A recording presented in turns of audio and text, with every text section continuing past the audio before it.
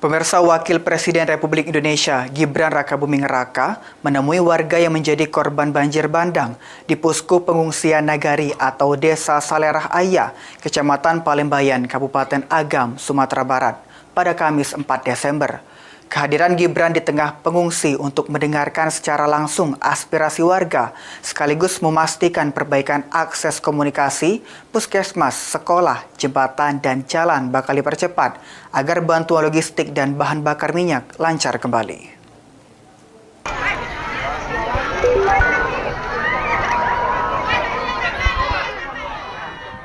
Wakil Presiden Gibran Rakabuming Raka didampingi Gubernur Sumatera Barat Mahyeldi Ansarullah menemui warga korban banjir bandang di Nagari Salareh Aya, Kecamatan Palembayan, Kabupaten Agam, Sumatera Barat, Kamis 4 Desember.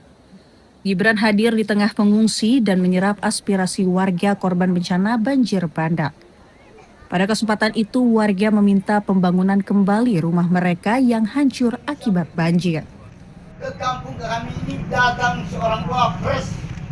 Alhamdulillah. Selain itu, warga juga mengungkapkan lahan pertanian mereka tidak bisa difungsikan dan kebun kelapa sawit juga habis tersapu banjir bandang.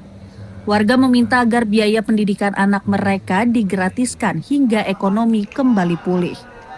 Usai berdialog, Gibran mengucapkan terima kasih atas aspirasi yang disampaikan warga dan menyampaikan perbaikan akses komunikasi, puskesmas, sekolah, jembatan, dan jalan akan dipercepat agar distribusi bantuan logistik dan bahan bakar minyak dapat kembali normal.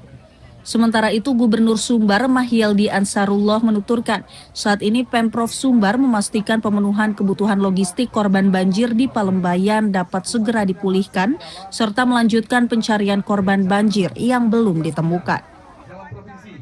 Alhamdulillah dari datang Pak Wapres yang sebelumnya juga Bapak Presiden tentunya telah menjelaskan kepada kita bahwasanya kerusakan rumah itu akan dibangunkan kembali, dan kemudian juga infrastruktur jalan, jembatan, dan tetap sekarang ini adalah bagaimana kita memberikan memenuhi kebutuhan kepada warga masyarakat kita untuk makanan dan juga pakaian.